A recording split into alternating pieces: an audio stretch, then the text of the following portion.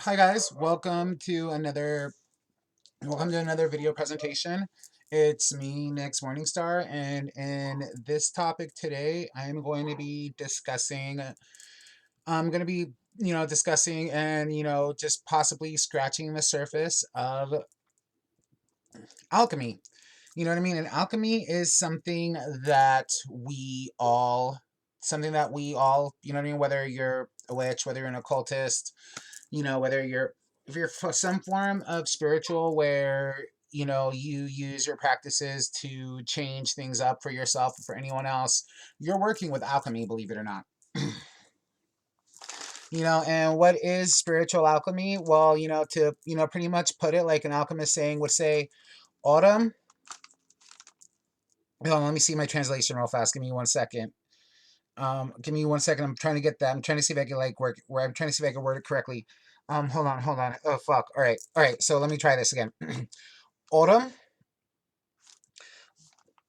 nostrum non est aurum vulgi, and that means our gold is our gold is not common gold, because the basis of a traditional alchemist is transforming something of not value into value. Like some people say, turning garbage into gold. That's the whole basis of alchemy, is turning something unfavorable, into something favorable or whatnot. And believe it or not, everything we do as practitioners, no matter what our practice is, holds a core of alchemy. Every being, every deity, every energy, even karma has a core of alchemy in karma. And three of the key component ingredients in most, alchemy items, the three most popular ones is salt, sulfur, and mercury. And what makes salt, sulfur, and mercury great, like alchemic ingredients, is because they're compounds of earth, fire, air, and obviously even water too, because everything's made out of water. But and it's what all the elements like form together to make salt, sulfur, and mercury. And so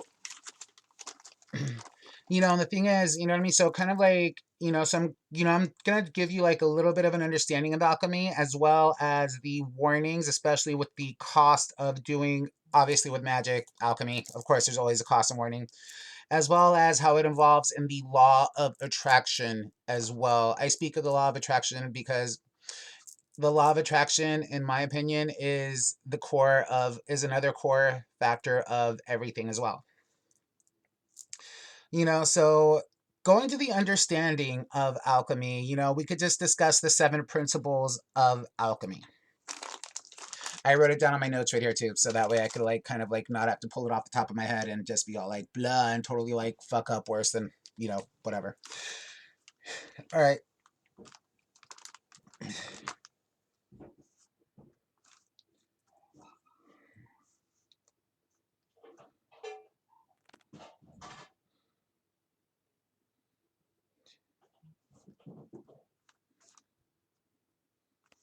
All right, so the first principle of alchemy that I'm going to bring up is mentalism. Mentalism is basically the master key that we all possess, in our mental psychic universe, and that's in our mind, that our mind is the gateway to, that our mind is the door to, that our mind holds the key to. That is the thing of mentalism right there. There's also the next one is correspondence. And correspondence is pretty much like, think of it more like, example, like let's say like it's a coin, okay? Heads, tails, all right? So with correspondence right there with heads and tails, pretty much is the correspondence of what goes on in one side of the coin is going on the opposite side of the coin, but obviously at a different frequency, since both sides, though are connected as the coin, are different polarities and different magnetic poles. Polarity is also going to be another subject that's coming up in this too. So we have mentalism. We covered briefly, and with correspondence as well. Pretty much like it's that principle of that's really popular, especially with the cultists. As above, so below. As within, so without. That's another sign of correspondence as well. And then pretty much there's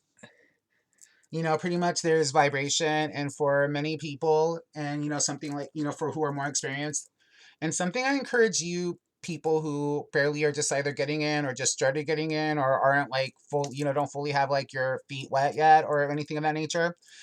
When dealing with energy, dealing with spirits, dealing with anything of that nature, you know what I mean? Focus and just pay attention to the vibration of things, and as well as your own vibration. And like even me, that I'm wearing like these beaded crystal bracelets right there, each crystal has its own unique signature vibration.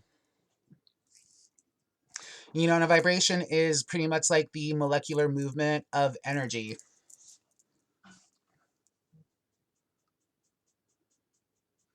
And as well as like with the correspondence aspect, the next one is polarity. And polarity is you know, basically the balance and the duality of, for example, like negative, positive, male, female, masculine, feminine, dark, light,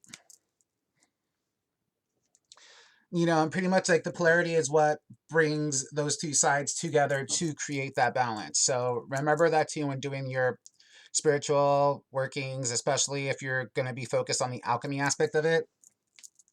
Remember the polarity aspect, because if your polarity is off, your whole workings are going to be off, because you're going to like cause like some kind of cause like basically like, oh my god, dude, trying to think of the word. It's going to be pretty much like, where you're going to, let's say you have like this energy here and this energy here, and you're using them to make a balance. But if this one's more than this one, this one's gonna like this one's gonna meet up with the same exact amount of this one, so you're still gonna have some overflow that's gonna like sleep off, and it's gonna cause some detrimental effects that you're not really ready for. That's also gonna go in cost as well, or cost of the per thing. And also another thing with alchemy as well is the rhythm factor. And rhythm plays like a big role as well. It's like when you're working with your pendulum, the direction that it swings side to side or front to back, that is the facet of the rhythm of things as well. Energy makes that rhythm, energy moves that rhythm, so does the vibrations as well. And then we're going to cover and then like another principle of alchemy too, the sixth one is cause and effect. This again slides with polarity, it slides with duality. It's the every action brings a reaction. And everything, and every effect also has a side effect. And then another factor to bring in is which is the seventh one, is again going on the gender, male, going on the gender basis of it, male and female and all. That's not saying man and woman, but it's more of speaking more of like the, divine or the infernal feminine and the divine and the infernal masculine. That type of like, energy that's kind of is, because if you think about it, like more of the feminine based energies is more of a smoother, let me slide my energy in, do what I have to do, slide back out type of thing. That's where the masculine is more like a boom, I'm in your face. And you know and alchemy also like has like some really good things as well for self. Like it's the basis of self transformation, of self refinement for our better and well-being. So once you get an understanding of alchemy, you'll also have an easier understanding of how to improve yourself and how to make the basis of yourself. And the reason why cost of what you're doing, especially like when dealing with alchemy or dealing with anything spiritual that obviously is connected to alchemy as well, is, pretty much there always is that price for everything. There always is that cost of equivalent exchange. So depending on the size of your working is also going to be the size of what it takes from you as well for that size of reward to come back in. So always keep that in mind as well, guys. And so again, thank you guys so much for tuning in. Subscribe, follow, and keep watching. There's more to come. Thank you guys. Have a great, blessed day. Nick's Morningstar signing off.